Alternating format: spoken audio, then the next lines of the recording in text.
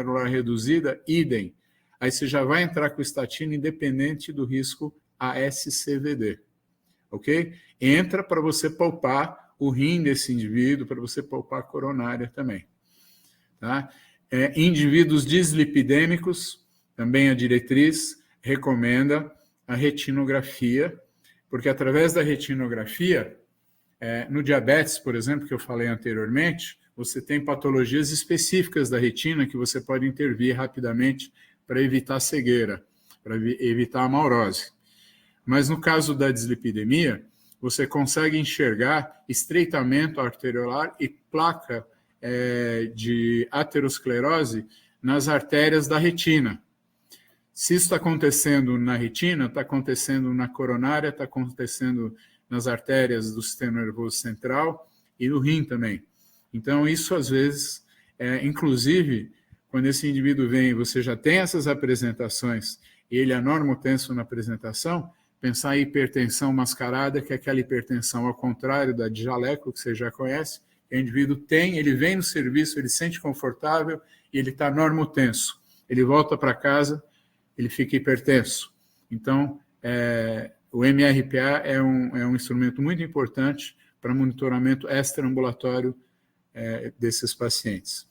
De novidade mesmo, que não vai estar disponível para a gente, custa R$3.000 a seringa, a gente tem os anticorpos monoclonais, né, já de 3 empresas norte-americanas, que elas são anticorpos contra uma proteína que é produzido porque o nosso código genético errado produziu ela, chama PCKS9, e ela interfere, então, e provoca, por mecanismos que fica difícil explicar aqui no momento, a diminuição da população de receptores de LDL e colesterol na membrana do hepatócito. Então, esse receptor que deveria tirar LDL de circulação para transformá-lo em hormônio, em fosfolípide que compõe a nossa membrana celular, boa parte do nosso corpo, ele é composto de lipídios, não estou falando tecido adiposo, abdominal, ou qualquer que seja, mas sim dos hormônios e também das células. Então, essa não está disponível, não vai estar a curto prazo também, mas ele produz um anticorpo que você injeta uma vez por mês e ele vai direto a essa PCSK9 e destrói ela, e ela, então, não interfere na repopulação da parede do hepatócito, da membrana do hepatócito, perdão, para a captação de LDL e colesterol.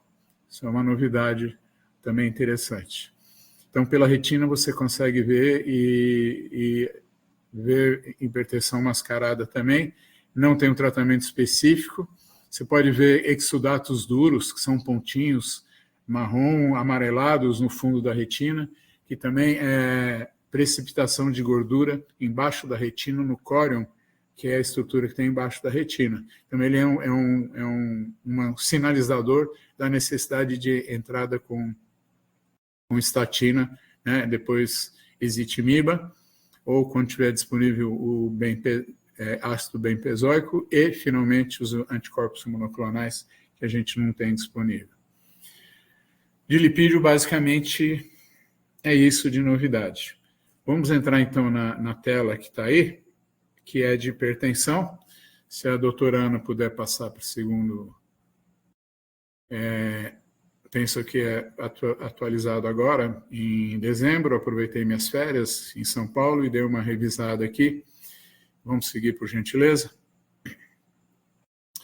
Isso aqui é o sistema renina, angiotensina, aldosterona. Eu não preciso explicar isso para vocês. Se alguém tiver dúvida, depois eu posso explicar. Mas, basicamente, a nossa hipertensão arterial sistêmica essencial, porque tem a não essencial, tem a secundária, por questão de obstrução de artéria renal, aorta suprarrenal, tumores de suprarrenal, hipertiroidismo, etc., etc. Mas a essencial, ela é de cunho genético, tá bom? Ela é um desbalanço que a gente tem no sistema renina-angiotensina-aldosterona, tá? Dúvidas ficam para depois, para não prolongar e não perturbá-los com horário. Próximo, por favor. Tá? Então, aqui a gente tem esse esquema. Tá? Eu não sei se vocês já ouviram falar, não é contraindicação pela diretriz o uso de bloqueadores de renina, angiotensina 2, os BRA2, ou os inibidores de ECA, para pessoas da raça negra, fenótipo 6. Tá? Mas, no entanto, eles têm um mecanismo de escape da enzima conversora de angiotensina 1 e 2. Ele faz isso por um outro mecanismo, também de ordem genética, que são as quimases, que também conseguem converter angiotensina 1 e 2. Por isso, às vezes, a gente tem uma falta de conseguir o controle da hipertensão em pessoas de raça negra. Tem que lembrar hoje também que a gente tem as proteínas antinatriuréticas produzidas inicialmente na fase da infância pelo ventrículo e quando na fase adulta, elas passam para o átrio. Então, na dilatação do átrio, elas são acionadas e elas também vão inibir o sistema renino-angiotensina. Tá? Mas existe uma enzima, que é a reguladora dela, que é um sistema de feedback, que é a nefrolisina. Ela inativa a PAN, que é o peptídeo antinatriurético, tem o A e o B. Então, inventaram uma nova droga que já existe, está disponível no SUS, não tem, que é o sacubitril. Você pode tomar ela junto com o BRA ou com o IECA, que ela vai inibir nefrolisina e também vai favorecer a ação dos peptídeos atriais. Essas são as novidades mais tops que a gente tem. Próximo, por favor. Mais uma coisa, né? Mas não é novidade, mas só para informação, às vezes eu pego umas receitas assim, até umas 3, 4 diretrizes atrás, era permitido a associação entre IECA, inibidor de enzima de conversora de angiotensina 1:2, mais BRA2. Isso está proibido pela diretriz por causa do risco de hipercalemia e arritmia cardíaca. O que mudou é essa tabela, isso é tabela, então a classificação de hipertensão para adulto. Normal, hoje é menos que 130/85, no Brasil era 140/90, mudou, isso é normal. Limítrofe, 130 ou 140/90, isso é limítrofe. Tá? Estágio 1, né? Estágio 2 e estágio 3. Não tem mais crise hipertensiva. Tá? Mas quando você chega no estágio 3, é necessário você avaliar entre uma emergência hipertensiva, aí você pode fazer uma retinografia, ver edema de disco óptico, ver se ele tem sinais localizatórios, neurológicos, ver se ele está localizado no tempo e no espaço, né, se ele está bem orientado, se ele não tem dor cardíaca, o eletro é bem-vindo, embora você possa ter isquemia de miocárdio sem supra ou infradesenvelamento de segmento ST. Nesses casos, se for só uma emergência, ou seja, não tem lesão de órgão-alvo, você tem, no nosso serviço, 72 horas para regularizar com aumento ou ajuste da dose convencional que ele está usando já de hipertensivo ou introdução de um novo fármaco. Tá? Existe também a hipertensão sistólica isolada, quando ela é menor ou igual a 140 e a diastólica é maior ou igual a 140, e maior que 90. Está invertido o sinal aí. A grande mudança também nessa diretriz nova, que já vale para 2024, 2025, é que antes, quando nós víamos uma hipertensão estágio 1, né, a gente entrava só com um medicamento, uma monoterapia. Geralmente a gente começava com BRA ou com IECA. Hoje a diretriz recomenda já 2 fármacos, então a gente entra com IECA ou com BRA2 associado à hidroclorotiazida. Se não melhorar, se não conseguir, sobe a dose do BRA ou da IECA. Se não melhorar, bloqueador de canal de cálcio, amlodipina é o mais indicado, nifedipina já é fóssil, porque você tem que dar 3 vezes, o paciente não toma, então você dá um enalapril. Aí se você não resolver, o enalapril aí você entra com amlodipino, e se você não resolver, você entra com a quarta droga, que é a espironolactona, tá bom? Nesses casos também investigar hipertensão arterial secundária, ou seja, não causada pelo distúrbio genético de desregulação do sistema renina-angiotensina-aldosterona. Ok? Próxima, por gentileza. Isso aqui é mais ou menos o que estava lá. Próximo, por favor. Condutas, tá? Isso é novo. Se menos que 130 por 85, ou seja, hipertensão considerada normal pela diretriz atual, você pode mensurar em 3 anos ou 1 ano se houver risco cardiovascular, principalmente calculado pelo score ASCVD. Vocês podem puxar aí, é um aplicativo, tenho isso no celular. Se ele for acima de 5, fazer de 1 ano em 1 ano. Se for muito baixinho, menos de 5, você pode fazer há 3 anos, olha só. Tá? Se ele for limítrofe, tá? Você faz um MRPA, que é a medida da pressão arterial em casa, né? Ou você faz 2 aferições. Se ele tiver com nível alterado, você pode considerar já como hipertensão, dependendo do grau lá, segundo o valor da aferição.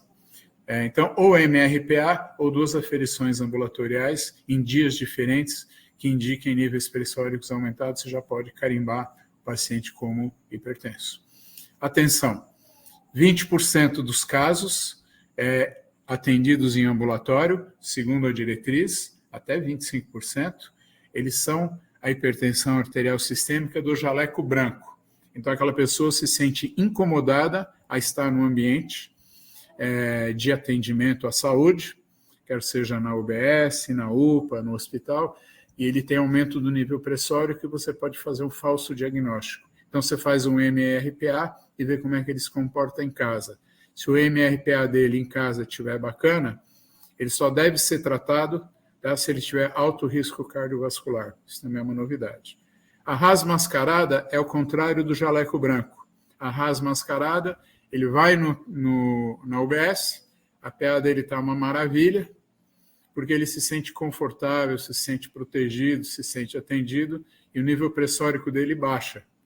Mas depois, quando ele vai embora para casa, talvez pelos problemas familiares, ambiente familiar, problemas que ele tem, ele se sente desprotegido e vai apresentar hipertensão. E você vai pegar isso no MRPA. MRPA hoje é imperativo. Não precisa fazer todo dia, não precisa fazer 3 vezes por dia. Muitas vezes a gente não tem o esfigmomanômetro. O esfigmomanômetro mais indicado hoje é o eletrônico de braço, tá? E você entra no site da Sociedade Brasileira de Cardiologia, eles vão indicar para vocês as marcas e os modelos que estão certificados. Então, com desses você está muito bem, obrigado. O de pulso, ele dá uma alteração para cima ou para baixo no nível pressórico, então ele não é muito aconselhado. Ok? Próximo, por favor.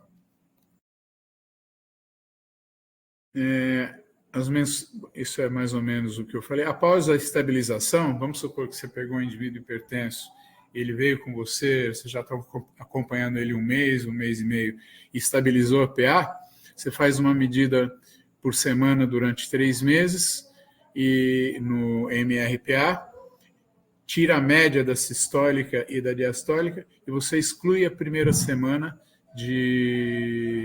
desses 3 meses. E você tira a média e vê se ele está. Se ele estiver legal, ele pode ser acompanhado em prazo de 6 meses até 1 ano. Próximo, por favor. É a maneira correta, né? Como você deve fazer a mensuração, acho que todo mundo sabe isso, mas é importante que o indivíduo não tenha tomado café, esteja com a bexiga vazia, tá? O esfigmo, né? Como é que chama? A parte que insufla do esfigmo tem que ficar na altura do coração, esse indivíduo tem que ficar sentado, os 2 pés no chão, sem falar e com encosto nas costas. Essa é a medida padrão, tá? Lembra sempre de consultar o site da SBC para ver qual é o modelo e o padrão que é sugerido pela sociedade. Próximo, por favor. Isso aqui a gente já conversou, tá? Próximo, por favor. Que é a mascarada e jaleco. Os fatores de risco não devo repetir, todo mundo sabe, mas é imperativo, isso é diretriz, todo indivíduo, ao entrar, ou a cada 1 ano, tá? Ele deve fazer eletrocardiograma, retinografia, raio-x de tórax para área cardíaca, tá? O índice tornozelo braquial, que nunca é feito, tá? É uma medida da pressão sistólica do pé, pode ser da pediosa ou da tibial anterior ou posterior, e você divide a maior dos 2 membros inferiores, divide esse valor pelo do braço.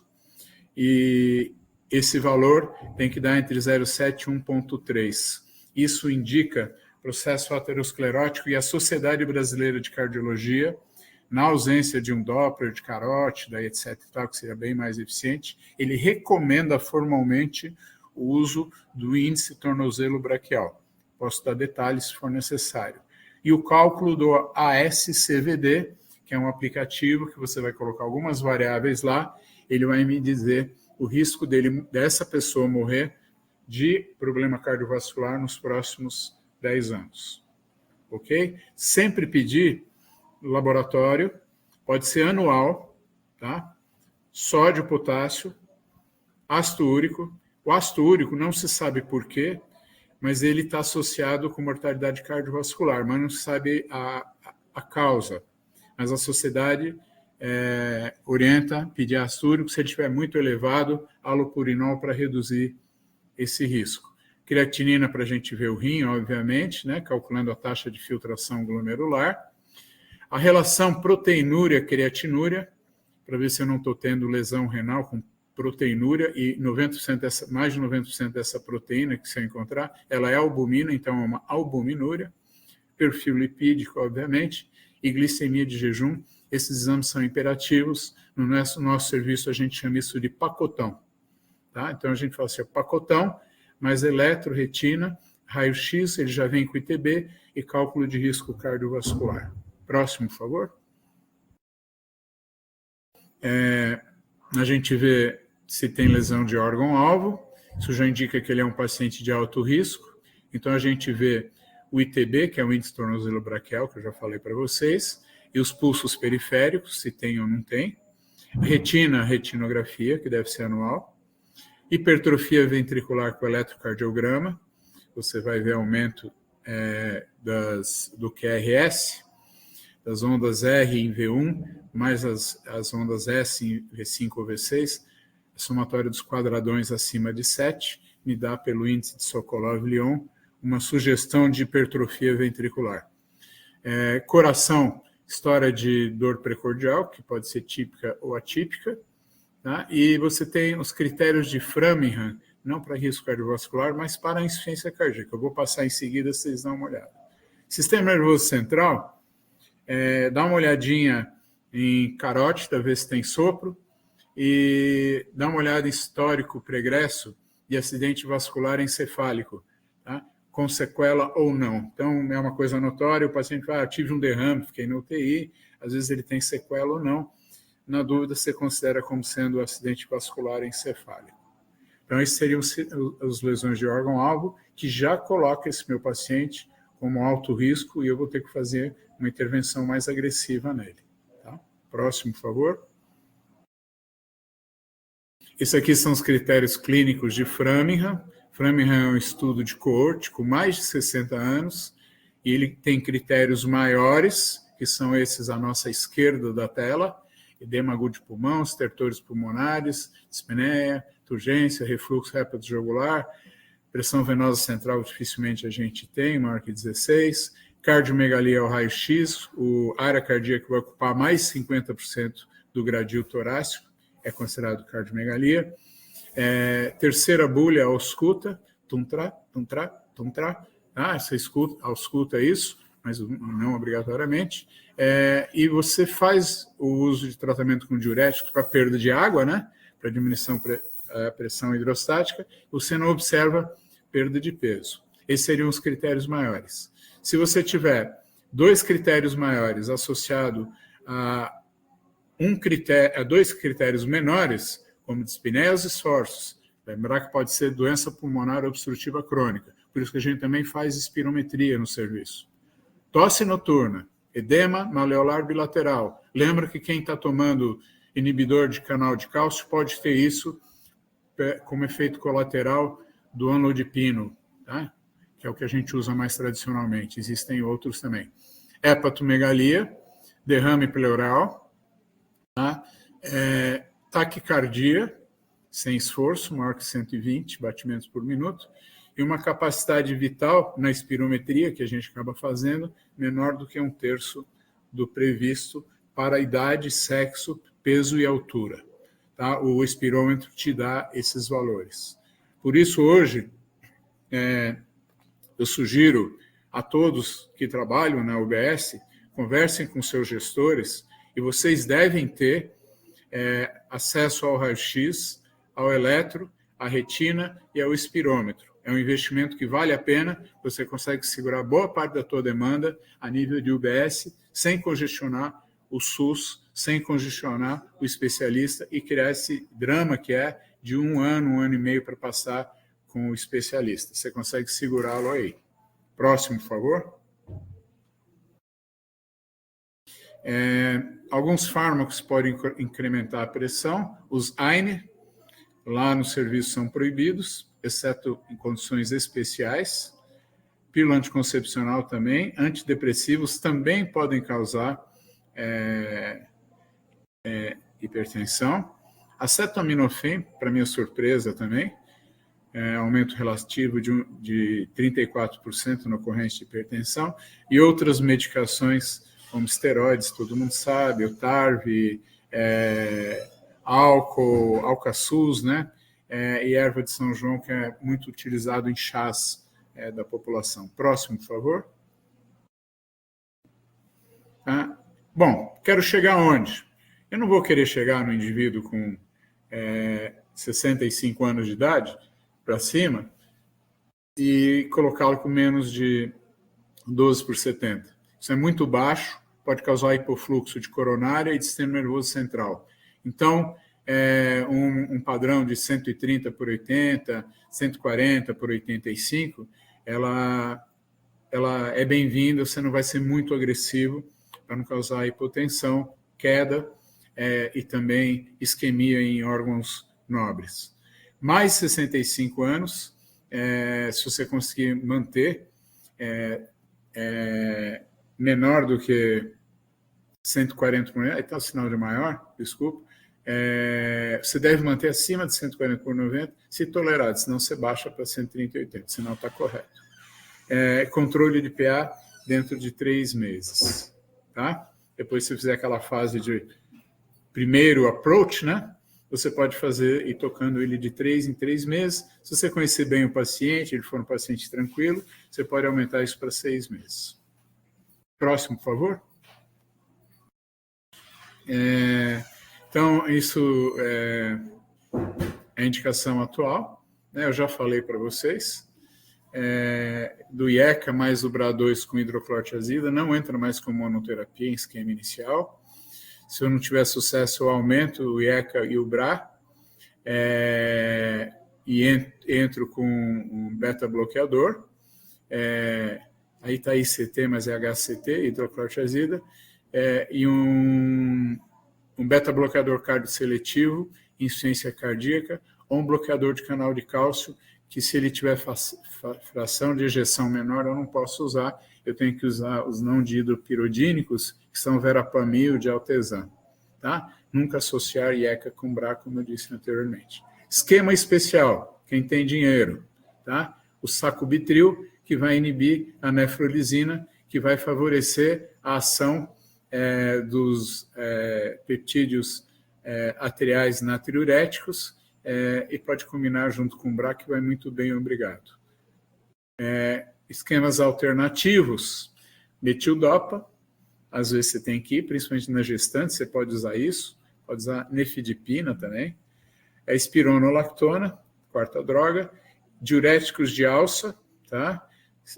Se taxa de filtração menor do que 30 ml por minuto, a hidroclorotiazida não faz nada, aí pode esquecer, a hidroclorotiazida já passa para o diurético de alça e fica medindo o sódio e potássio. E hidralazina também, você tem via oral e tem EV, também pode ser usada como um esquema alternativos, afastando sempre uma hipertensão secundária, ou seja, não essencial. Próximo. Urgência hipertensiva, tá? Captopril a gente não usa mais, tá? Tem uma indicação aí de captopril de 25 de 2 em 2 horas, até a gente baixar para 160 por 110, e fica no ambulatório para a gente ver alternando, aumentando a dose do antihipertensivo que ele já toma. Lembrando que captopril é um IECA, não deve ser associado a BRA. Emergência, você deve já encaminhar para o hospital. Você pode fazer os exames já para ajudar o colega lá que vai recebê-lo no hospital. O hospital de Montenegro, onde eu trabalho, não tem muito recurso, então a gente já manda ele com eletro, com a espirometria, com a retinografia e manda com as orientações que devem ser, principalmente, uma redução gradual da pressão arterial, 25% na primeira hora, até a gente chegar por menos de 160 por 110 em 2 a 6 horas, e 135 por 85 em 48 horas, encaminhar para UBS para acompanhamento. Alguns já encaminham com PA 160 por 110. Lá, como é área rural, a gente segura 72 horas por causa da distância e da falta de acesso desse pessoal à cidade, porque não tem sistema público e as estradas são de barro. Próximo, por favor. Hipertensão secundária, sempre uma hipertensão 3, resistente, piora do quadro, você não consegue controlar. Pensar sempre em adesão do paciente. Tá? A adesão é a maior causa da falência terapêutica. Quando esse indivíduo apresenta muitas urgências e emergências hipertensivas e fortes sinais clínicos de hipertensão secundária, como cefaleias, vermelhidão de rosto, enfim. Próximo, por favor. A giba, né? Que é acúmulo de gordura. Pensar sempre em doença parenquimatosa, hiperaldosteronismo primário, tá? Você faz isso com uma dosagem de aldosterona, tem com um paciente desse hoje em acompanhamento, estenose de artéria renal ou de aorta suprarrenal, né, acima da artéria renal, o sistema renina-angiotensina a mácula densa vai achar que a gente está perdendo sangue, que está indo menos sangue, e vai acionar o sistema renina-angiotensina. E feocromocitoma, que é um tumor que produz metanefrinas. E você pode fazer uma tomografia, uma ressonância de abdômen e pelve, e também dosar ácido vanil mandélico na urina, que você faz isso no LACEN. Não é um exame convencional. Próximo. Síndrome de Cushing, tá?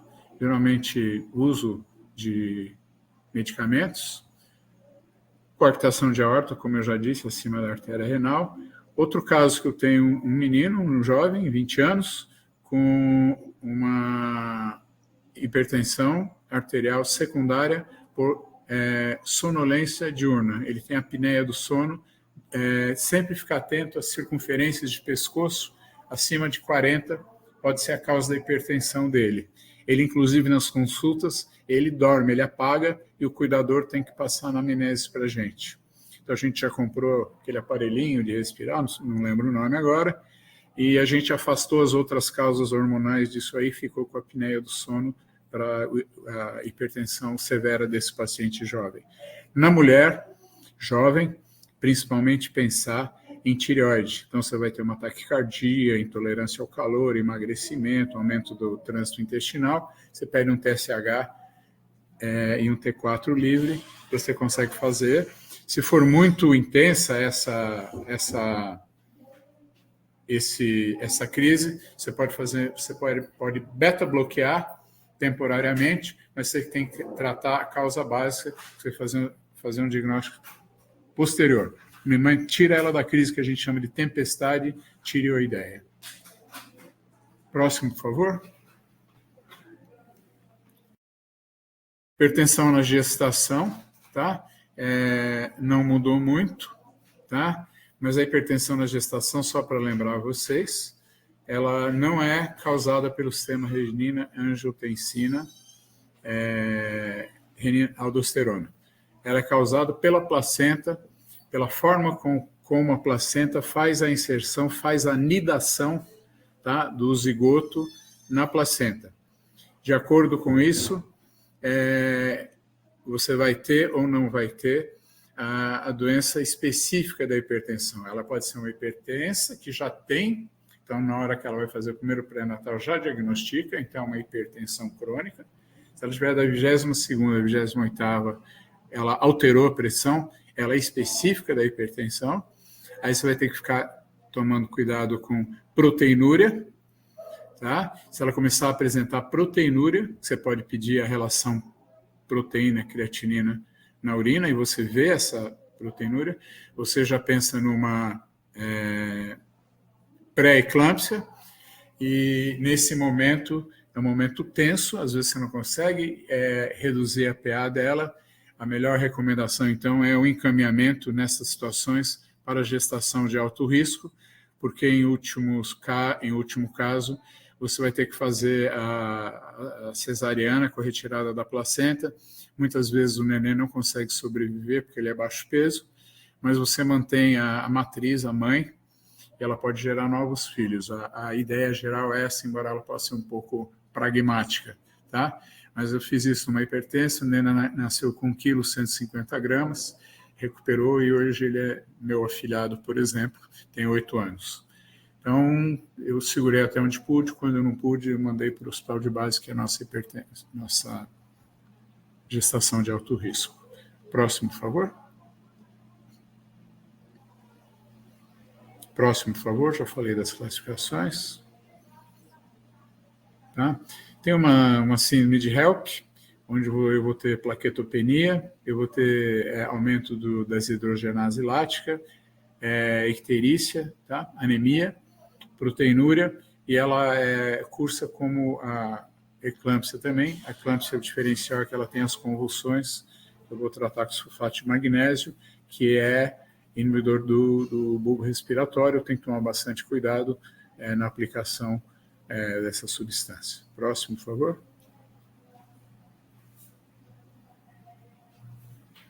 Próximo, por favor. Lembrar nessas pacientes de pré-eclâmpsia ou de hipertensão gravídica, sempre fazer a relação PI, que é a artéria da placenta com a intracraniana do bebê. Essa relação deve ser menor do que 0,5, é que está havendo uma circulação boa, e você deve entrar na suspeita de pré-eclâmpsia com 50 a 150 miligramas de AS a partir do segundo trimestre, tá? 12ª semana, você já entra, associado a cálcio 1,5 a 2 gramas por dia, tá? Você vai só parar esse AS, o cálcio também se pode parar, uma semana antes do parto, por questão de hemorragia pós-parto. O AS é imperativo também pela diretriz, tá bom? A minha esposa está gestante, ela começou a apresentar uma pré-eclâmpsia, já entrei com AS e cálcio, e ela está normal, tá? Então, isso eu faço com as outras pacientes lá, mas se eu não conseguir segurar o rojão, eu encaminho para alto risco. No meu caso, eu tive felicidade de conseguir. Próximo, por favor.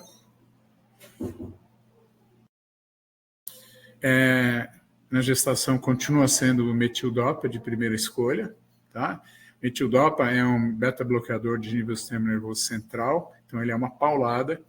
Eu entro muito cautelosamente, com 250, de 8 em 8, e vejo, posso até internar essa gestante para monitorar melhor a PA dela, e depois eu vou testando, subir até manter um nível pressórico bom. Nifedipino, que a gente não usa mais muito na hipertensão essencial, você pode usar 10, 20, 30 ou 60 miligramas de 8 em 8 horas para o controle da pressão. O tiazídico, hidroclorotiazida, é a terceira escolha, tá? Dose máxima de 50. E outras opções que você tem é um bloqueador cardioseletivo, metoprolol, tá? Ele está aprovado na gravidez, e a hidralazina também está aprovada nesses casos aí. Outros bloqueadores cardioseletivos, eles não estão indicados por enquanto na diretriz. Próximo, por favor.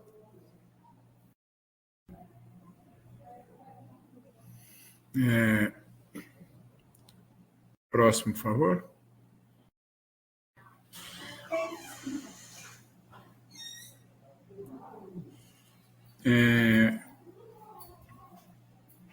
Próximo, por favor. Lembrar aqui só, desculpa, Ana, retorna um minuto, perdão. Na prevenção da eclâmpsia, você já pode fazer sulfato de magnésio, concomitante com avaliação de intoxicação, que seria diminuição da diurese, reflexos patelares diminuídos e frequência respiratória reduzida, uma vez que inibe o sistema nervoso central. Em caso de intoxicação, se confirmada, você usa o gluconato de cálcio como antídoto. Nunca ter à sua mão apenas o sulfato de magnésio, porque é comum a intoxicação e a paciente pode morrer por insuficiência respiratória por sulfato de magnésio. Eles sempre andam juntos, tá? O gluconato de cálcio com sulfato de magnésio. Tá? Lembrar que também existe eclâmpsia pós-parto no puerpério. Então, essa paciente ela deve ser acompanhada durante o puerpério como uma paciente de risco também para eclâmpsia. Próximo, por favor. Próximo, por favor. Tá? Na lactação, o que está recomendado como seguro, tá? Outra categoria A, são os para lactação, para as que estão dando de mamar, amamentando, a hidroclorotiazida, espironolactona, metildopa, às vezes a gente continua com metildopa, porque ele está mais fácil, já tem na farmácia. Você pode usar um propranolol, que não é um cardioseletivo, hidralazina também você já pode usar na gravidez, você pode manter, minoxidil a gente não usa. Os bloqueadores de canal de cálcio, verapamil, nifedipino, nemodipino que a gente entende, né? Netridipino. Os IECA, captopril e enalapril. Enalapril e BRA2 são proibidos durante a gravidez, porque durante a gravidez eles causam malformação do sistema geniturinário e outras malformações, mas na amamentação não há problema o IECA. Tá? Não se fala na diretriz sobre BRA2. Próximo, por favor. Tá? A gente acaba tendo para as crises hipertensivas, né, quer seja gestacional ou não, a hidralazina.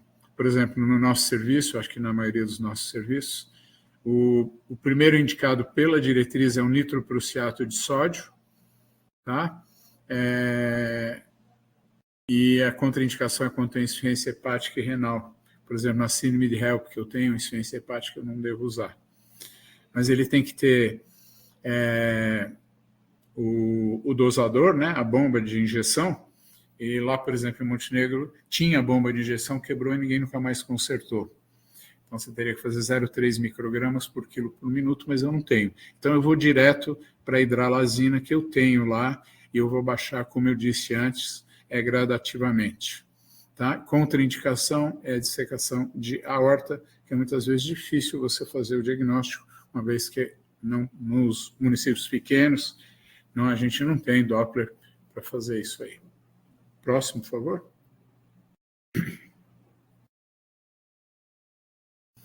Essas são as referências, mas a referência principal mesmo da Sociedade Brasileira de Cardio de 2024, para hipertensão, e diabetes mellitus, que é a ADA 2024, que é a American Diabetes Association 2024. A dislipidemia já é de 2017, que é da europeia, que não tem uma atualização.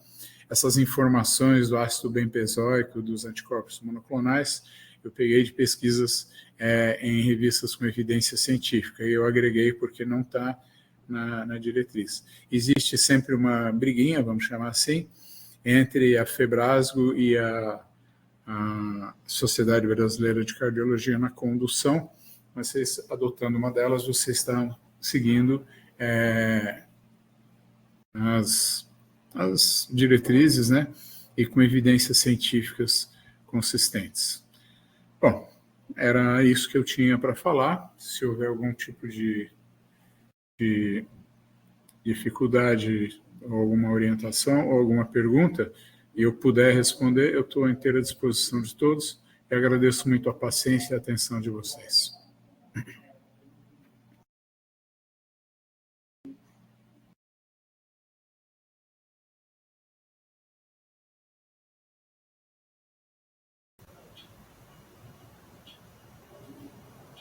Eu não consegui. Compartilhamento da tela. Como é que eu paro isso aqui? Mas dá para te ver, Ana. Bem, de qualquer maneira, eu gostaria de agradecer a colaboração do professor Luiz Marcelo, e como nós começamos a reunião de um jeito meio atropelado, meio atribulado, acaba que nós perdemos os primeiros 20 minutos da aula, da gravação. Então, eu até gostaria de pedir para o Luiz Marcelo, se ele, quando ele for fazer a reunião com os supervisionados dele, e ele for abordar esse tema, se ele pudesse gravar esse primeiro pedaço até a metade das dislipidemias, a gente agradeceria, e aí mandava para nós para complementar. Pode ser, Luiz Marcelo? Sim, senhora. Eu vou fazer o seguinte, eu vou pegar essa aula e tem um dispositivo no PowerPoint que você pede para gravar. Entende? Sim. Eu posso fazer a gravação concomitante dentro dos slides. Pode ser assim? Isso. Pode, claro, com certeza. Essa parte da hipertensão foi toda gravada. Agora, até a metade das dislipidemias não foi gravada. Não sei porquê, eu acho que na hora que entra, sai, tenta, acabou ficando fora. Coisas da tecnologia que nós não entendemos. Alguém tem algum comentário, alguma pergunta, alguma dúvida, quer fazer alguma colaboração, como é que chama? Quer fazer alguma pergunta, alguma coisa aí? Só gostaria de ratificar uma coisa que eu disse anteriormente, que assim, eu não estou aparecendo na câmera, porque eu estou numa área remota, e não sei se é por isso, e o meu notebook não consegue reconhecer minha câmera. Tá bom? Então, por isso que eu não estou visível no vídeo. E gostaria de estar, mas enfim. Ok. Alguém quer fazer algum comentário? Eu queria fazer um comentário de uma reunião que a gente teve, acho que é 2 semanas atrás, com a Katiuska, os tutores do programa e a Katiuska, onde foram solicitados uma série de intervenções, digamos assim, do ponto de vista da supervisão em relação ao desenvolvimento do trabalho dos nossos profissionais. Desde incentivar e insistir na necessidade de cumprimento de horário, na necessidade do desenvolvimento e o acompanhamento adequado dos cursos de pós-graduação, da especialização e também dos outros cursos que são obrigatórios para quem já fez a pós-graduação, e mais algumas outras questões que o Ministério da Saúde está colocando como, digamos, necessário para o desenvolvimento da relação entre a supervisão e o trabalho dos profissionais. Coisas do tipo assim, não será mais permitido o desenvolvimento de atividade, não mais será permitido a não supervisão daqueles profissionais que não estiverem totalmente em férias, e essas férias, durante aquele mês, e essas férias sendo registradas no sistema lá geral do Ministério da Saúde, no tal do SGP. Assim como as licenças e outras coisas. Nós estamos elaborando uma síntese dessa conversa e vamos encaminhar isso por e-mail para todo mundo. Mas, de qualquer maneira, uma coisa que a gente também ficou de fazer, e o Arlindo ficou de agilizar isso e elaborar um documento em relação a isso, é a gente encaminhar para o Ministério da Educação uma reivindicação nossa de reajuste das bolsas, uma vez que desde o início do programa essas bolsas não foram reajustadas. E a gente acha que nós temos um bom desempenho do ponto de vista de supervisão, a gente dá muito pouco trabalho para o Ministério da Educação, a gente não pede reabertura de plano de trabalho, a gente valida as bolsas tudo direitinho dentro dos conformes, de acordo com as normativas e as diretrizes estabelecidas. Então, não há por que o Ministério da Educação não considerar a possibilidade de reajuste das nossas bolsas. Então, a gente deve estar encaminhando isso ainda nos próximos dias, e assim que a gente tiver esses documentos já elaborados e consolidados, a gente encaminha para vocês. Ok? Ok, Ana, deixa eu só fazer uma pergunta, por gentileza. A gente recebeu hoje, lembrando que eu te falei que eu estava viajando, também cheguei, você também estava, etc.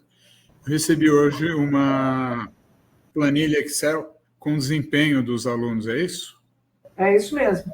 Eu não abri porque não tive tempo. Qual conteúdo? Me explica mais ou menos o que ele me diz e o que eu devo fazer se ele não for um bom desempenho. Nessa planilha estão listados os médicos que estão fazendo a especialização e a avaliação desses médicos em relação ao desempenho, tanto frequência como o aproveitamento nos cursos. Lembrando que esses caras, eles precisam ser aprovados no curso de especialização para poder se manter no programa. Então, tem lá desempenho satisfatório, insatisfatório, etc. Aí cada um tem que olhar nessa planilha, catar os seus e verificar como é que está o desenvolvimento e o desempenho de cada um deles. É importante. E como é que eu vou verificar isso? Obrigado. Como é que eu vou verificar isso, o desempenho deles? Porque nesta planilha está colocado se é insatisfatório ou insatisfatório. Então, deixa eu entender para não fazer errado. Eu vejo essa planilha, em cima dessa planilha eu faço a minha avaliação e chamo para conversar quem teve uma avaliação insatisfatória. Você vai olhar, você vai ver a planilha, você não vai fazer a avaliação da especialização, você vai pegar a planilha e vai verificar quais são os médicos que estão sob sua supervisão e que têm desempenho insatisfatório, seja do ponto de vista de frequência, seja de desenvolvimento das atividades. E aí você vai tentar convencer o cara a melhorar, né? Tipo assim, coisa de aluno, mais ou menos isso. Tá bom, obrigado. Agora eu entendi. Tá? Eu tenho uma reunião daqui a pouco, mas depois eu vou abrir a planilha e dar uma olhadinha. Tá? Qualquer dúvida eu te procuro, como sempre. Alguma coisa mais? Não? Então, bom trabalho para todos. Um bom mês de abril aí. Hoje é dia 1º, não é um dia, para nós, pelo menos, não é mentira as coisas que a gente colocou. Tudo que eu falei não é mentira também. Até mais, bom trabalho a todos e a gente vai conversar. Até logo, muito obrigada. Obrigado a todos. Boa noite. Boa noite.